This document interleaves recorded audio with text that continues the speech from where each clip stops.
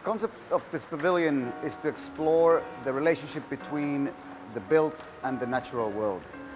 And the idea is that we will provoke people to think and to observe the small changes in their environment and fundamentally ask that the buildings that we make, should they work with their environment or against them? And we want to ask that since through the history we have been building or making buildings that are like machines, but should they be machines or could they be more like organisms that are part of the whole nature and the whole environment?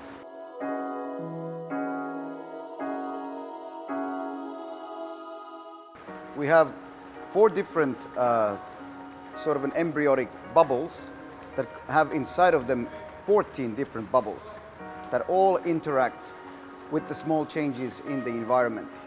So according to the carbon dioxide level, the temperature, the humidity, these bubbles will live here. So they are like living organisms inside the space. And the idea is that the people who come here, they can actually experience it. They can see and understand, and because of that they will start to ask, what are buildings? That's essentially what we're interested in.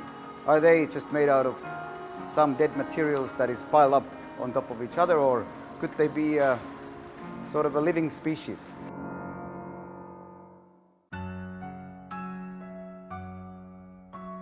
Basically, what we wanted to do is to use only, as the primary structural material, we use air and then we use water.